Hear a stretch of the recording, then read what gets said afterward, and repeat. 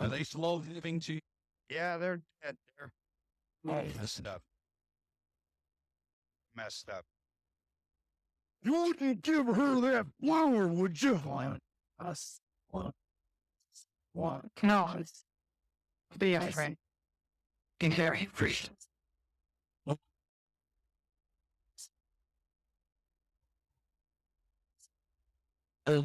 What?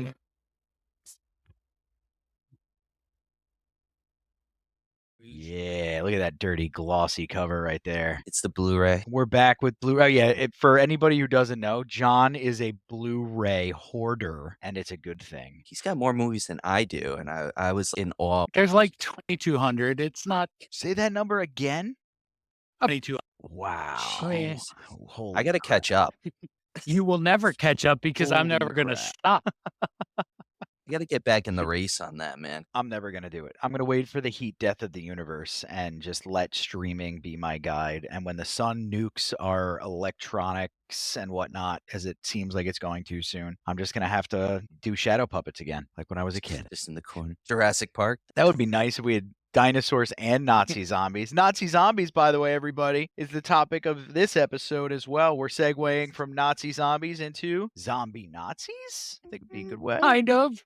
We're talking about J.J. Abrams' Overlord today. Welcome to Xenomania. Welcome. Welcome, everyone. So I liked the choice of this for the next episode because I organically watched Overlord because I thought it was part of the Cloverfield universe. And I'm a big dweeb and I like the Cloverfield stuff, even though J.J. Abrams clearly just buys properties and then puts Cloverfield on them and says they're part of the universe because he's a douche. But that's the way it goes, I guess. I mean, I was excited. I thought it was a Cloverfield sequel, and it was just John Goodman complaining for the whole time. Which I'm down for, but just don't lie to me and say it's Cloverfield. If he's the monster, let him be the monster. But the people are always the bigger monster. True. And John Goodman, who lost his daughter and has barrels full of acid for his poop in his bomb shelter, that's the bigger monster. That's thinking ahead. Yeah, acidifying your feces when the Russians nuke us. That is thinking ahead, It is. John. I mean, we're collecting acid for our poop. Yeah, but we're going to inevitably, it's just like when you buy junk food and you're like, but that's for a special occasion, and then you eat it all in 15 minutes. You're going to start putting other stuff in the acid. You're going to go Toontown and start dipping things in there. You know what I'm talking about, Christopher Lloyd style. Probably a couple neighbors. Oh, I'm sorry. Don't worry, the FBI is probably not going to triangulate on you that quickly. There's a lot of content out there for them to sift through now. It'll take minutes, hours, days. Hours, days. Back to Overlord. Before there was an FBI, there was a KGB, and there was a SS, and they were making zombies. So let's talk about probably one of the better action-packed B movies that's come out in the last 10 years. And I remembered what I didn't like about it, and that was like the first 45 minutes. Because I was like, this is a bootleg Saving Private Ryan is what I'm seeing here, Yeah. but worse everything. And then they started to get into it. Yeah, because at some point it has every World War II D-Day trope. It's got the paratroopers in the plane that inevitably is going to get shot up and go down, and most of them are going to get lost on the way down, and they have to complete this suicide mission. And there's the Nazis are brutal, and you have the radio news in it telling about what happened at D-Day. It's like every D-Day movie. They pack all that in there. I agree. And it's not bad, but it's like super exposition-y. It's very J.J. Abrams, actually. There's like some sprinklings of what's to come a little bit. Super hot French lady in it. They got to throw her in there with the little cleft chin, Chloe. Make her look more French with the cleft chin. It's a good character. She was very strong. I liked her arc in it. She was very strong. She's got a higher body count than anybody else in that movie. Let's add its traditional body count, not modern day body count. That's a good point. The only person who really got with her was Waffner briefly before he got taken into custody, so to speak.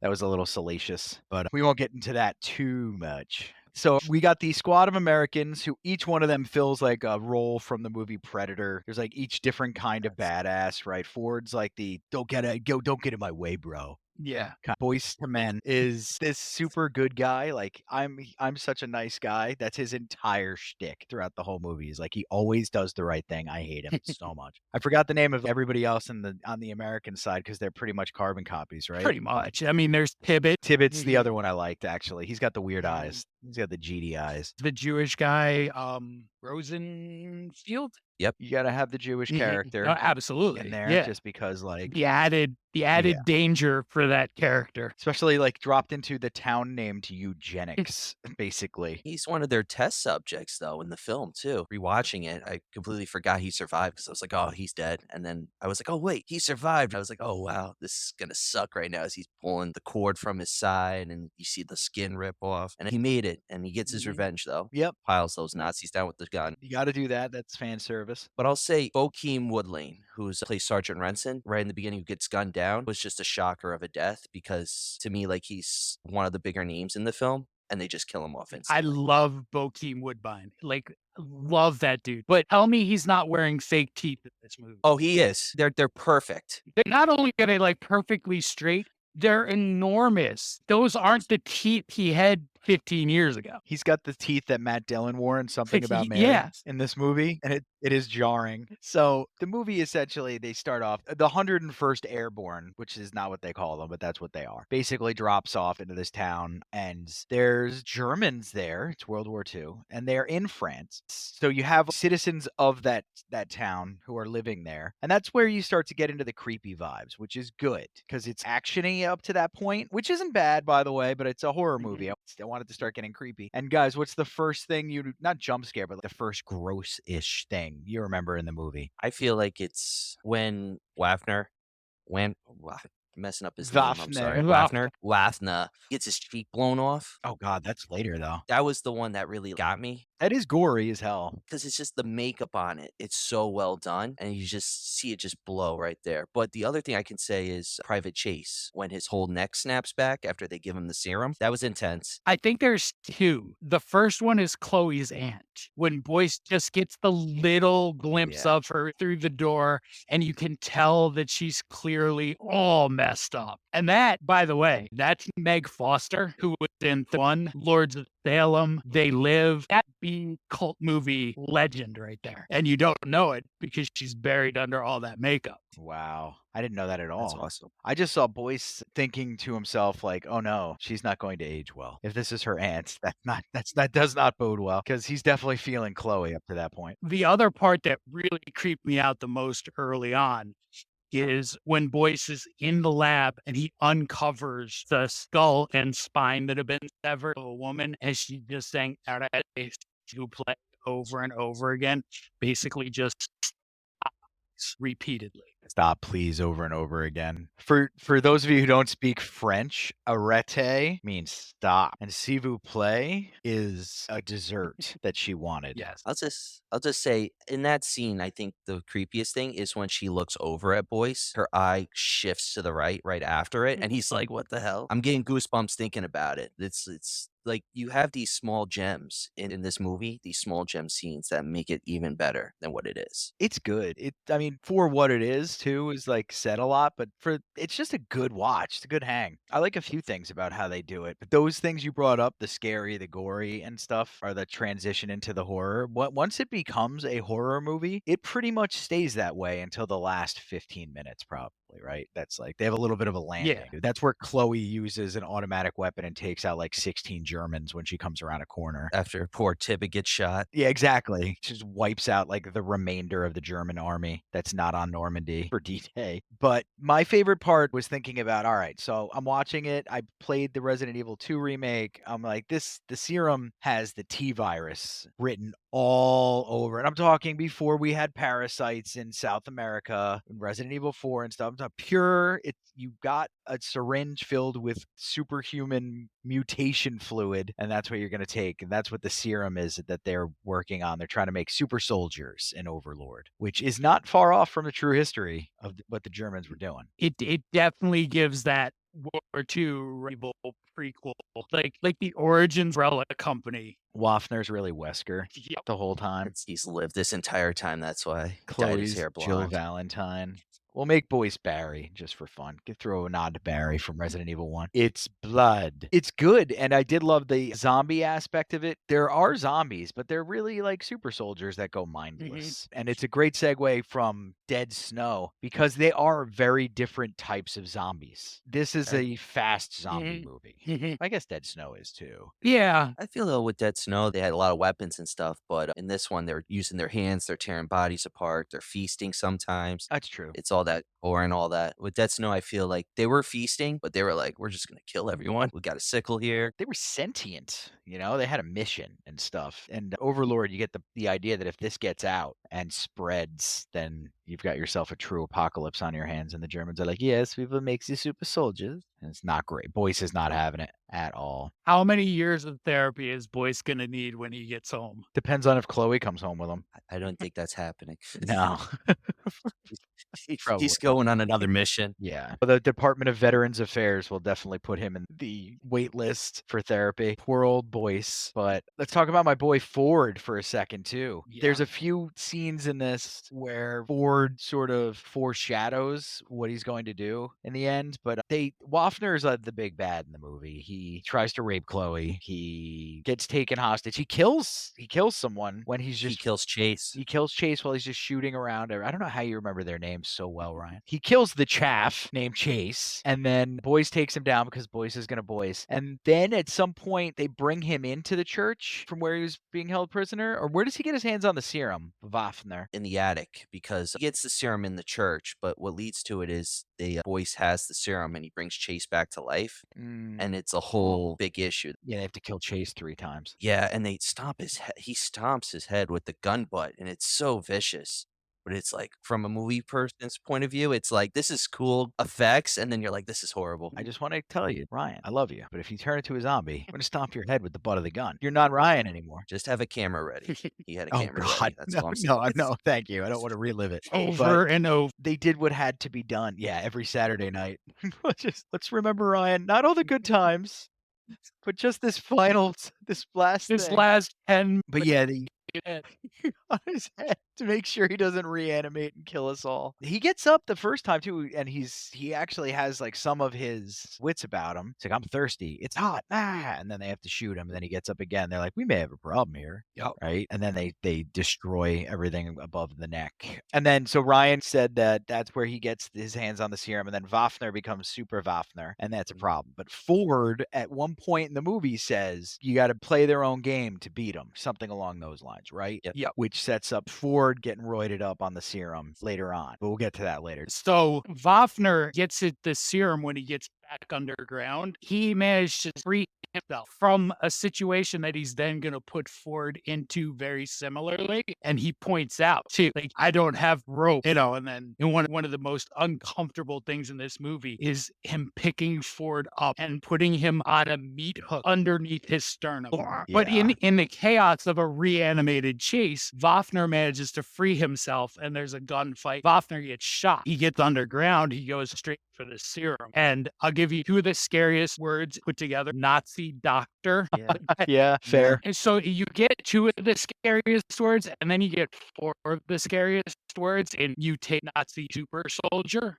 Mutated Nazi super soldier. That's a big one too. The anti-Marvel. Yeah, that's Red Skull and oh my God, how did I forget the Avengers Nemesis organization? Hydra. Yeah, Hydra. There you go. Just so lame, by the way. Of all the Marvel stuff, Hydra being named Hydra is the lamest. But anyway, Ford ends up getting that scene. By the way, reminded me of Hostel when he gets put on the meat hook. Obviously, Texas Chainsaw Massacre, but like Hostel, they do it, and one of them is so hard to watch. I hated those movies. I can't stand that kind of gore. Yeah.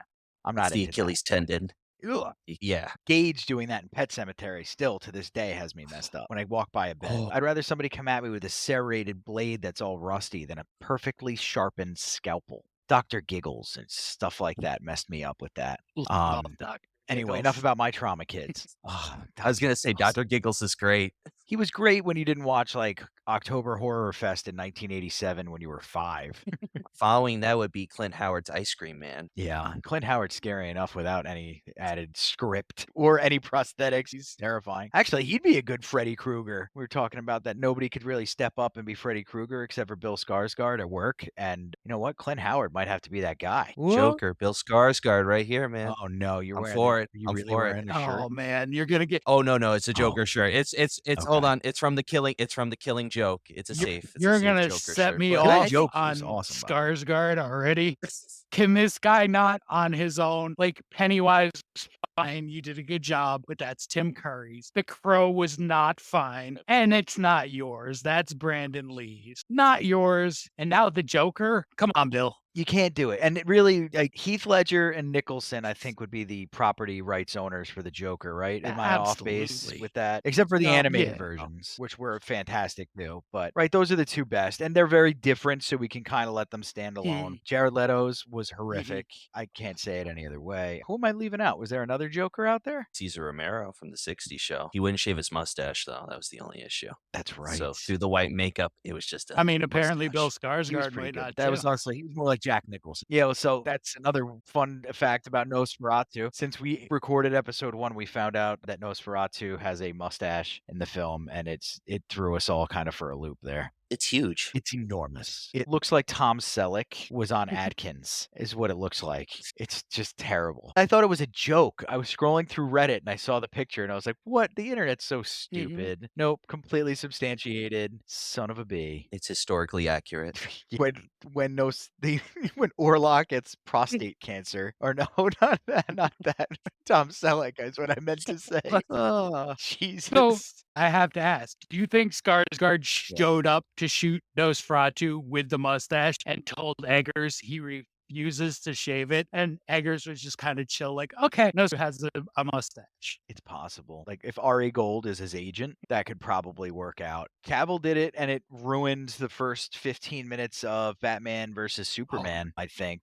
And they had to CGI off his beard because he was doing the Man from U.N.C.L.E., I believe, or something like that. And he's Henry Cavill, so they were like, I guess we're screwed. We have to figure something out. They couldn't, tell him to screw off. He's Superman at that point. Man of Steel was a pretty big success. Bill Skarsgård, though? I don't know. I might tell him to walk. If he offers him, because I know Robert Eggers is going to do supposedly a remake of Labyrinth, which is a great movie in my eyes. If he walks in as the Goblin King with a damn mustache, I am disowning everything that man has done. As long as he's in skin-tight yoga pants, I don't care. Let him have the thigh tickler. I need him to be in his Bowies. Me and my wife, we watched it this past weekend. It still holds up. And I was thinking, would Bill Skarsgård be a good Goblin King? And I'm just watching David Bowie rip these great lyrics out. And I'm like, nope. I don't think he can rise to the occasion for that at all, to be honest. That's just not him. I'd rather see him take a stab at the Joker. Because he has a shot at that. That's in his range, I think. I don't know if it's in the comfortable end of his range, but I don't think the Goblin King is something he could do. And then again, who the hell am I? I mean, give it a chance. If he sucks, it's our opinion,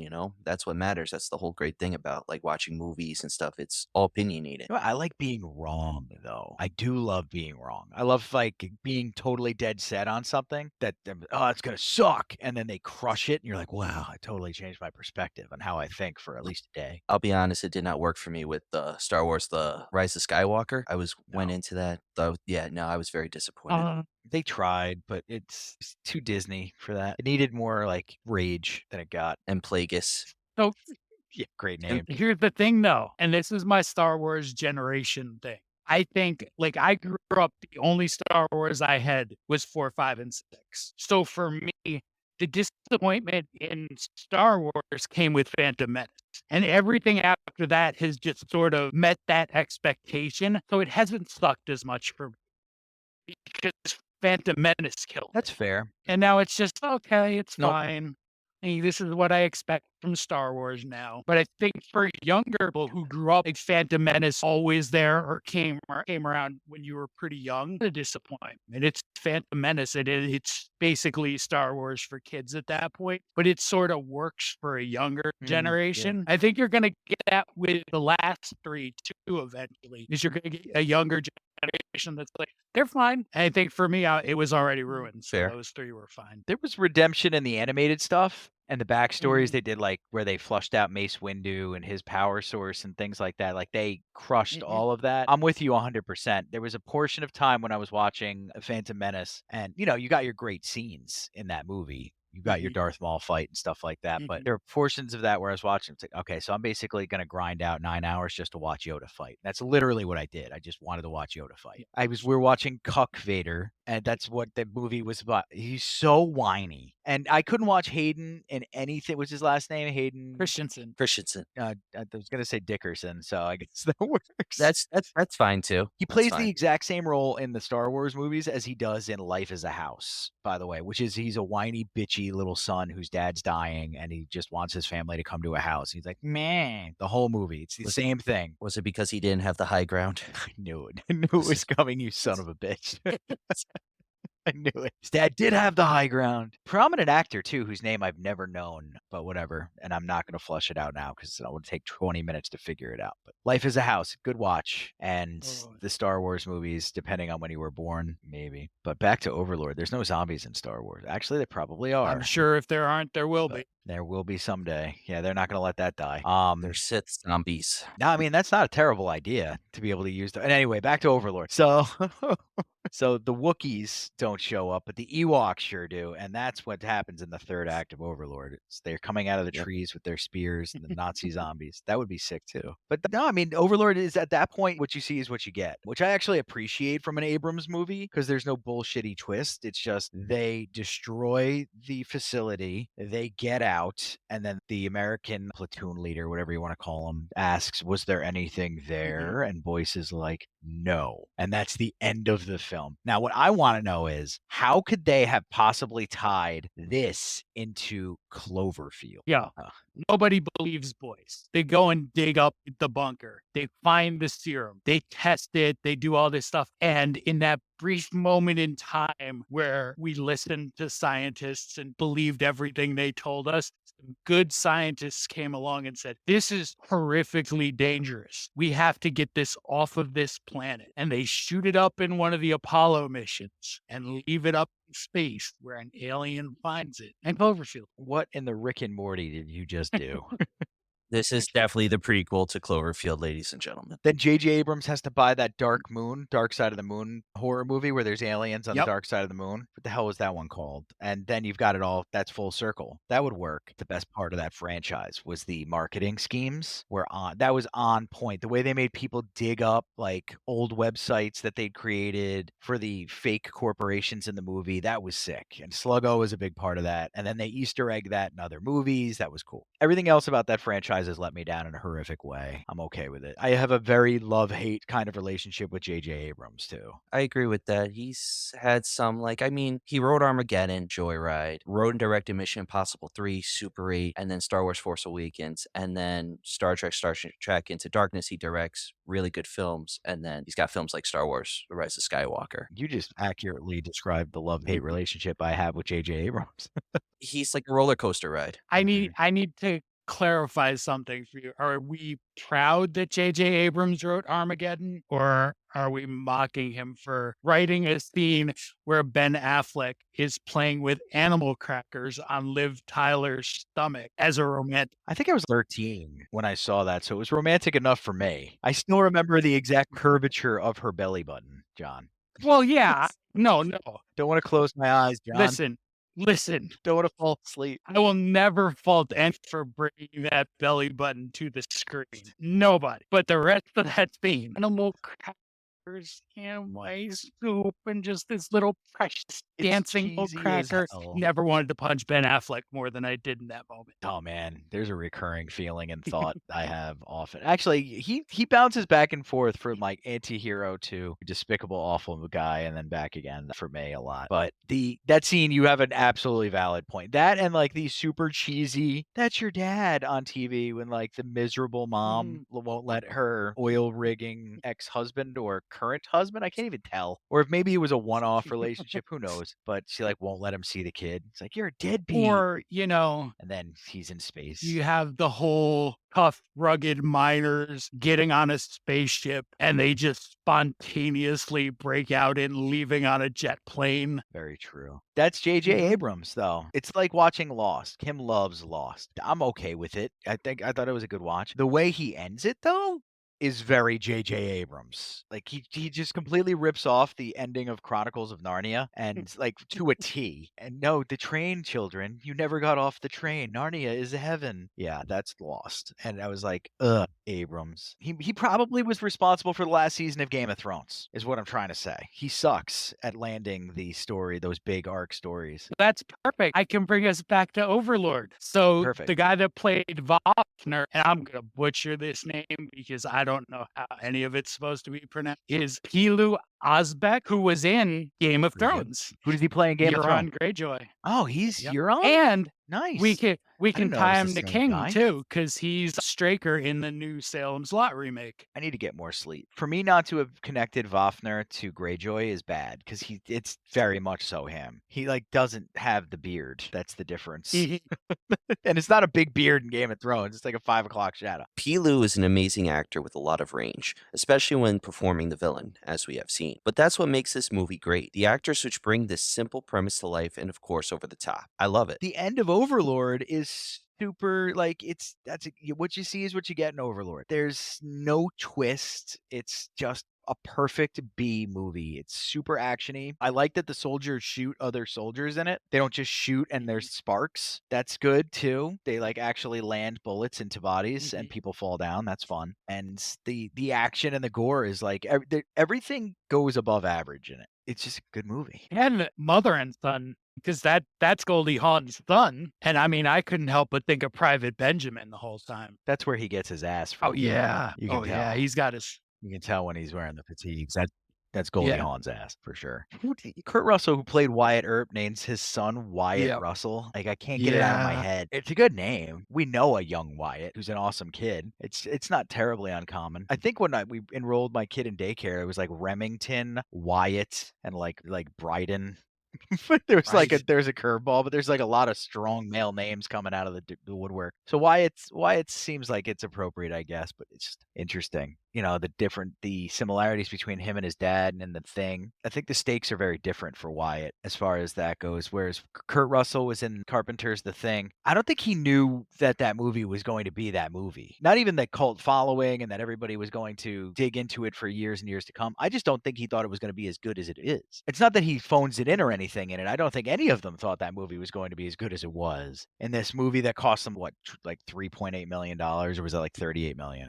It was relatively cheap. I know that. I don't know where the decimal point was. But he has to go in there and try to essentially establish who he is without completely leaving the Kurt Russell out of it. I think it's difficult. I have to give him a little bit of kudos that he plays a bit of a badass and he kind of sells it. And he's not just trying to be his dad. The opposite of his father's way to go. I'm going to inject the Thing into myself. But I mean, it's such a badass character too.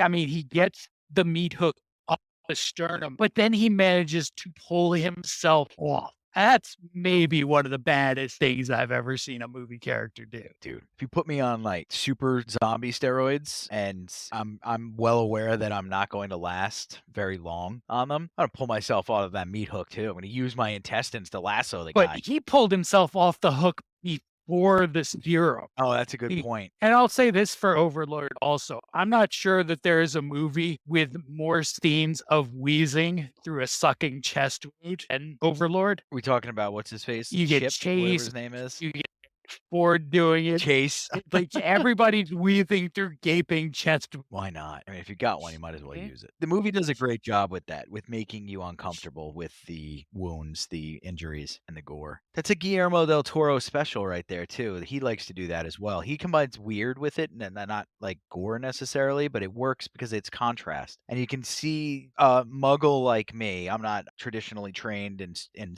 a student like Ryan is in film, or a genius like John. So the thing I'll notice is that there's something special happening when you see stuff like that. And usually what they're doing is it's contrast, and that's what I've picked up in my years of actually paying attention. Agreed. It's like amongst this violence and gore, there's a beautiful countryside in the background, showcasing that sometimes beauty has evil within it. They do such a good job of showcasing the beauty of the countryside, and it is beautiful country out there. And then they show you something horrific and then tie it to mortality. And you got, I mean, that's all you need. And everything was like, it was detached from reality enough for me. I was cool with it. It wasn't like I was watching a human's cheek get blown off. You know what I mean? That's what keeps it a B movie for me, I guess. Like in Hereditary, everybody knows the infamous scene where the girl gets her head lopped off, spoiler alert, and John hasn't seen that? There's no way. John has not seen Hereditary. No, But that must be by choice. it is kind of by choice at this point. So I do it late, so there was way too much hype around it, and I feel like that level of hype is just going to lead to me being disappointed. So I'm trying to let it fade more It would've. so that I can get back to it. I don't even think you should. Yeah, that's what I'm pretty You're sure. going to scoff. The second they switch from Sixth Sense to Rosemary's Baby, you're going to leave.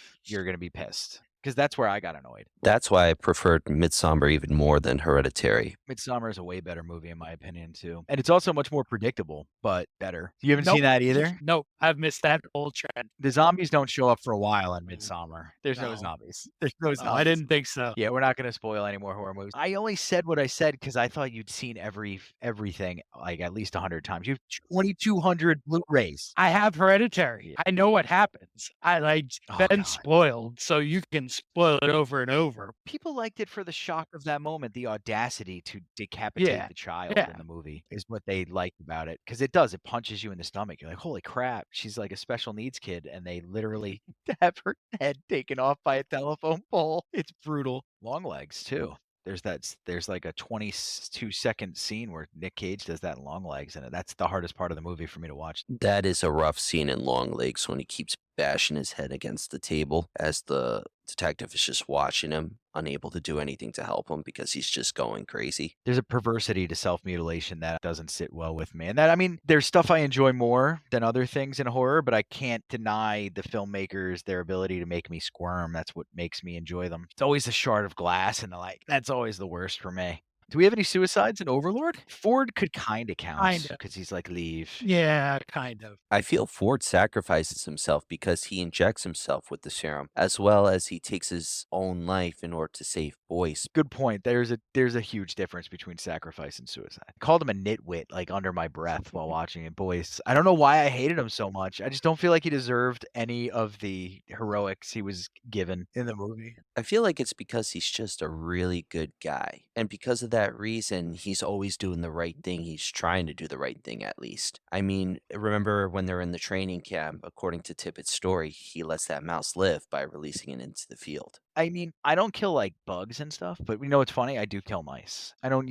have a heart traps or anything for mice. Kim took a mouse that had already been butchered by one of our traps and was like grinding it around on the floor. She brought him outside so he could limp off into the woods. She had a heart once, but we kill vermin in this house. So no, that's not why I'm on Team Tibbet. But I just didn't find any. They made a character around the idea of being like a super good dude, and there wasn't anything else about him that I could identify with that I liked about him. Like, I need a flawed character for I am broken inside. Chloe, he doesn't kill her for starters. Then he saves her when they should have just let Waffner do his thing, which, you know, I understand. I get it. I'm not saying they should have, but that's Boyce is being an idiot. But there's 6 other dudes there who are going to get killed now and a mission and countless other Americans. Like, it's literally the fatal flaw. And then throughout the rest of the movie, he's just running around stomping out fires that they're kind of being put out by others anyway. I can't think of anything he accomplishes besides tackling Waffner at one point and then getting out alive. And he sets off charges at the end. I mean, he takes out the doctor. Yeah, he does take out the doctor. You're right. Could Rosenfeld have saved himself? Absolutely not. No.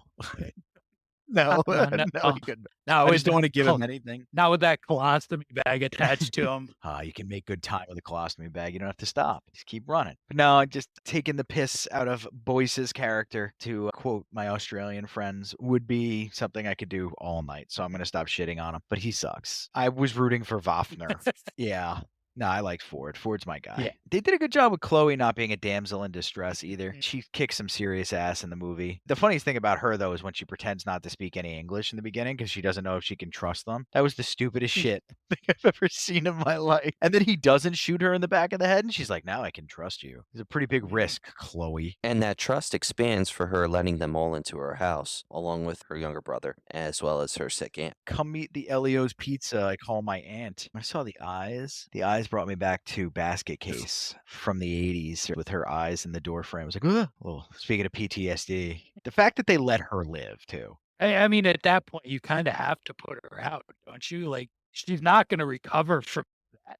No, her existence is pure J.J. Abrams. Mhm. Something's going on in this town. And like, It's- yeah, it's shadow over In's mouth. It smells fishy in here. That kind of Yeah. thing. But like, I think Abrams and the director, Julius Avery, made the best decision they make is practical effects as much as possible in that movie. Because it works so much better. Agreed. I feel that practical effects are better just because it looks more realistic than the CGI that is put on the screen, whether it's in the forefront or in the background. The Thing really comes to mind because the practical effects that they use in John Carpenter's The Thing is amazing, especially how Kurt Russell reacts to them as Mac Reddy, which, in a nod to his son, as we were talking about earlier, Wyatt Russell is very similar to his father in that movie. Wyatt and Kurt are very similar in the way of Mac Reddy as well as Colonel Ford. But going back to the practical effects, they are amazing in The Thing. And that shows in Overlord because I feel like it takes a lot of inspiration from the practical effects of The Thing. And it's kind of refreshing too in 2018 to have that as well, because that was like knee deep. Everything is Michael Bay-esque CGI garbage. There wasn't a whole lot else coming around. If I'm probably forgetting like just 12 movies, but it felt that way since 2010 to me. It kind of felt that way.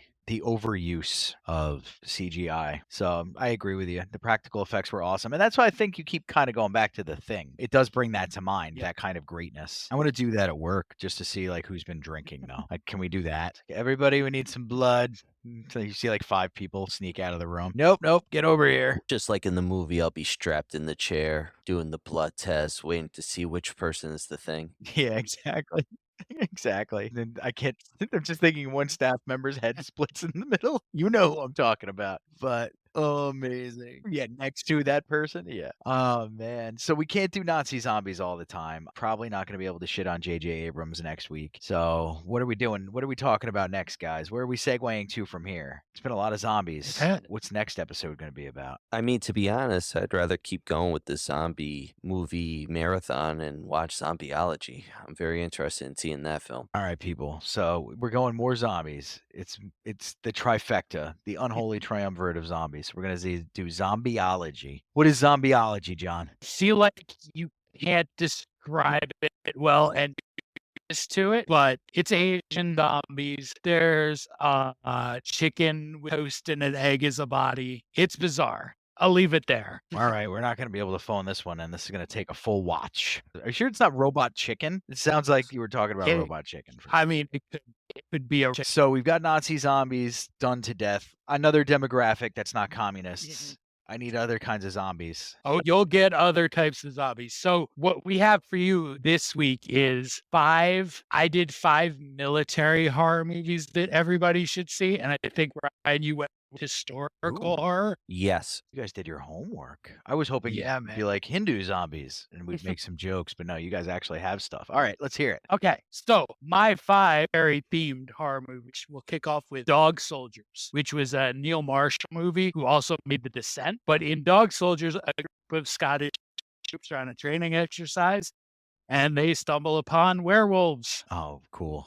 Dog soldiers. I get it now. And if you guys haven't seen the Love, Death, Robots episode, by the way, with the 2 werewolf soldiers, definitely watch that episode. It's super good. So next, I wanted to highlight Our Point, which is South Korean soldiers attempting to trace a strange distress signal from a missing platoon, and it goes south pretty quickly. The third one is House from the 80s with William Catt and an NBC lineup of sitcom stars and George Wendt. and Richard Bull Mole. So a writer inherits his aunt's house, and the house then kidnaps the writer's son, and it forces him to confront his Vietnam flashbacks and his Vietnam demons to rescue his son. And it's a lot funnier than it sounds like. I mean, it sounds pretty funny. So that's good. The exponential funnier has got me intrigued too. The next one is Jacob's Ladder, which is borderline horror. Okay. It's probably more thriller, but it's about this kind of movie without throwing that in there. So that's directed by Adrian Lyne in the middle of his string of sexual thrillers, like in between Fatal Attraction and Indecent Proposal. He sneaks this mess of a movie in. You have a mourning father dealing with the death of his son, and he disassociates and falls into like this hell of flashbacks and other PTSD nightmare stuff. So I'd seen this movie around when it came out. A few years ago, I was bin diving at Walmart in their budget DVDs and stuff, and $5 for Jacob's Ladder is the best $5 you could ever spend. Very cool. Do you remember like the Blockbuster days when they had an entire shelf dedicated to Jacob's Ladder? The cover was very iconic. There was an Anthony Hopkins movie too, like Titus or something, that was always next to it. I remember the color schemes were very similar. If you guys are too young for Blockbuster, you suck and we're better than you. If you aren't, you probably know exactly what I'm talking about. It was just maybe 2 shelves for Jacob's Ladder. And I never rented it. I was too young. So I ended up renting like the cheesy horror movies instead. And the last one I want to get to is I got to go with some George Romero, Day of the Dead. Yeah. Underground military bunker, soldiers with very little leadership structure left, and just how south goes and how quickly. All right. That's 5. Military zombie movies. And then Ryan's doing zombie rom-coms, right? Don't you mean romanticism? He said it. Son of a bitch. He said it again. So for my 5 horror war films are Puppet Master, Axis of Evil. It's set right after the first Puppet Master, a direct sequel, and it features the puppets Blade, Pinhead, Leechwoman, Jester, and Tunneler as they fight along with the Allies against the Nazis. The other film I would suggest is Trench 11. Came out in 2017. It's the focus of end of World War I, in which Allied soldiers investigate a German bunker where they find horrors underneath. It's very similar to Overlord, which makes me very interested to see it. My third choice is The Devil's Rock. It came out in 2011. On the eve of D-Day, 2 New Zealand commandos encounter a Nazi occult trying to unleash a demon. It definitely has my interest. My fourth choice is Ghost of War. It came out in 2020, and it's about World War II soldiers from the 82nd Airborne trapped in a mansion with ghosts, reliving the same events over and over again. And my final choice is Ghost Brigade, which came out in 1993. It stars Corbin Burnson, Adrian Pistar, Martin Sheen, and Billy Bob Thornton. Of course, the plot focuses on the Union against the Confederates, but on a side note, it's really about a voodoo priest who resurrects Union soldiers and Confederate soldiers to fight in his own army against the United States, to which the Confederates and the Union must unite in order to take down this voodoo priest and to unite the country once again. Good list. Trench 11 is fun. It's fun. It's definitely more of the Overlord vibe than slasher. Good deal. I was going to say, if I had the brain power, I'd make some jokes about raising Union and Confederate soldiers to unite the country again. But we don't have a voodoo priest to help us out with that right now. Yet. We do have Martin Sheen. That's true. I want West Wing Martin Sheen. That's the Martin Sheen the world needs right now. But anyway, on that note, next week, Zombieology. And these 2 sons of bitches made me stay up and record for over an hour. 15 minutes, and I'm very tired, so I'm mad at them. I'm leaving this in the episode, you bastards. You had fun. Yeah, of course. I had fun. I can't wait to edit this for 7 hours, but still. Romanticisms. You know what? You're going to edit this one, Ryan, because I have to learn how to make the avatars. But all right, guys. I hope you enjoyed the episode, and we will see you guys, or you'll see us, or something along those lines next week. I don't know. I'm on crack right now. Adios. Have a good one.